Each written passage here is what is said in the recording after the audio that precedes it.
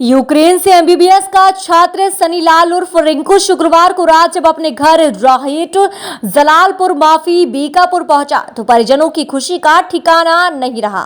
खुशी के आंसू से सभी की आंखें नम हो गई। बहनों ने आरती उतारी और मां गले लगाकर फूट फूट कर रोने लगी।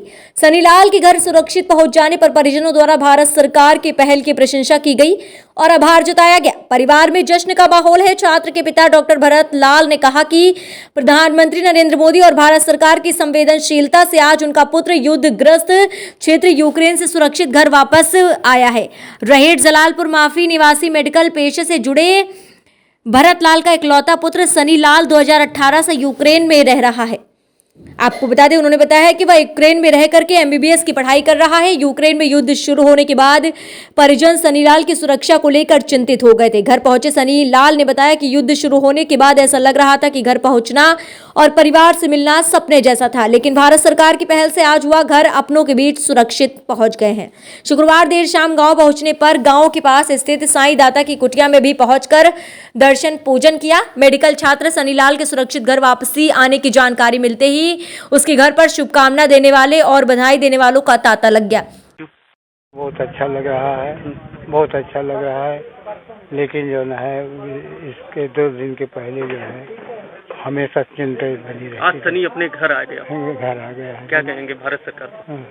अच्छा कहेंगे और क्या कहेंगे। हाँ, बहुत अच्छा किया उन्होंने जो हमारे बच्चे को ला करके घर पहुंचा दिया।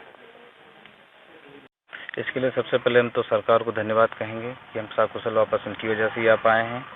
और युद्ध का तो बताएं तो युद्ध तो अभी तो रुकने वाला है नहीं। बाकी यहाँ तक आने में सरकार ने पूरी मदद की, हमें पूरा सपोर्ट किया। एम्बेसी ने आने में, वहाँ पे हम लोग को रोकने में, बॉर्डर क्रॉस कराने में, वहाँ रुकने की पूरी व्यवस्था सब कुछ सरकार एम्बेसी सारी कर रही थी, इंडियन गवर्नमेंट। और मोदी जी का जो ये ऑपरेशन गंगा चला, इससे बहुत सारी मदद मिली हम लोग को आने में। यूक्रेन से और हिंदुस्तान का सफर किन किन परिस्थितियों में गुजरा? परिस्थितियाँ तो बहुत ज़्यादा कठिन ही थी, लेकिन सब कुछ हम लोग एक ग्रुप बना के सॉल्व किया। अकेले कोई नहीं कहीं जाता था। हम लोग रेलवे स्टेशन जाते थे तो वहाँ हम लोग को ट्रेन पे नहीं चढ़ने दिया जाता था, इस वजह से कि हम फॉरेनर हैं। बस स्टॉप जाते थे, बस नहीं मिलती थी हमें, बस सारी कैंसिल हो जाती थी। लेकिन कुछ ना कुछ करके हम लोगों ने बस इंतज़ाम किया अपना, वहाँ से निकले, उस पर तिरंगा लगाया।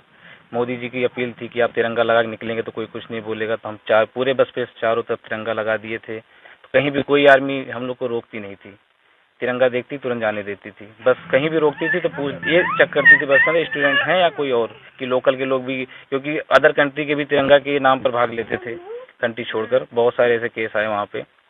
बॉर्डर पर हम गए, मिनती हमें हुई, वहाँ पे एम्बेसी मिली, उन्होंने हमें शेल्टर हाउस दिया, वहाँ खाना प्रोवाइड किया, रहना सब कुछ अच्छा था, वहाँ पे नॉर्मल था। फिर हमारे लिए फ्लाइट भी अरेंज की गई। फिर भारत के कौन से मंत्री आप तक पहुंचे थे और जो कि जत्था भेजा उन्होंने? यूक्रेन तो आए थे, सिंधिया साहब आए थे। अच्छा, सिंधिया जी, ज्योतिराज सिंधिया जी आए थे। वो हमसे मिले भी थे, शायद फोटो होगी मेरे फ़ोन में भी होगी शायद, क्योंकि सब सारे बच्चों में हम लोग को बोर्डिंग पास भी दिया जा रहा था उसी टाइम वो आए थे। वो जिस फ्लाइट से आए थे हम लोग के लिए फ्लाइट लेकर आए थे। क्या सांत्वना? ये सांत्वना दी कि 3-4 दिन में पूरा सारे बच्चों को हम लेकर ही जाएंगे यहाँ से, इसीलिए हम आए ही हैं। आपके साथ में कितने का जत्था है? हमारे साथ तो 229 बच्चे आए थे, इन्हीं को एयरलाइन गई थी।